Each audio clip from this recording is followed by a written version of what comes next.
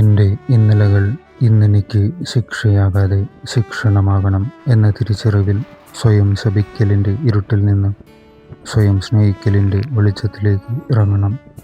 പക്ഷേ കൈപിടിച്ചെഴുന്നേൽപ്പിക്കാൻ ആളോ പോകാൻ ഇടമോ ഇല്ല.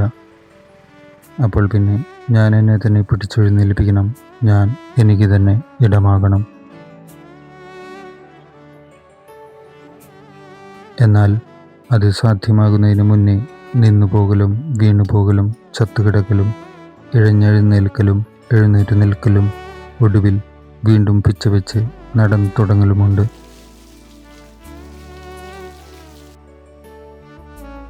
അവിടെയൊക്കെ എനിക്ക് വേണ്ടത് വലിയ മാറ്റങ്ങളോ വലിയ തീരുമാനങ്ങളോ അല്ല, വളരെ ചെറിയ ഒരു നീക്കമാണ്, മുന്നോട്ടുള്ള ഒരു ചെറിയ നീക്കം.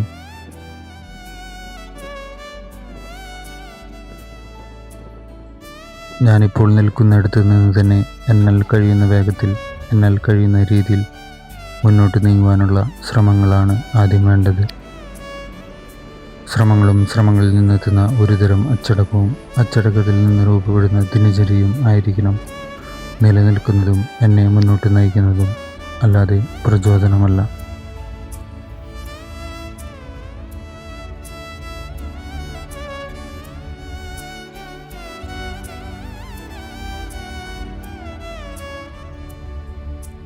മുന്നോട്ടു പോകാൻ സമ്മതിക്കാതെ വിഷാദം ജീവിതത്തെ നിന്നെടുത്ത് തന്നെ പിടിച്ചു നിർത്തുമ്പോൾ, ദുഃഖം ജീവിതത്തെ പിന്നെയും പിന്നെയും പുറകോട്ട് വലിച്ചുകൊണ്ടിരിക്കുമ്പോൾ, പ്രചോദനം ഒരു തരം ഭാരമാണ്, പ്രചോദനം ഒരു തരം സമ്മർദ്ദമാണ്.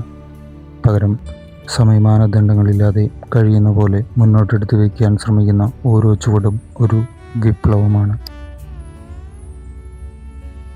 എന്നെ തിരികെ പിടിക്കാൻ എനിക്ക് സാധിക്കുമെന്ന് ഞാൻ എനിക്ക് തന്നെ കൊടുക്കുന്ന ഉറപ്പ്.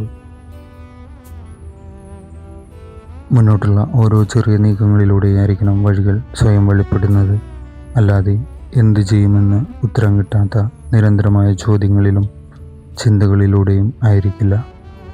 പറ്റുമ്പോൾ പുറത്തോട്ടിറങ്ങണം, പറ്റുന്ന പോലെയൊക്കെ മുന്നോട്ട് പോയിക്കൊണ്ടിരിക്കണം.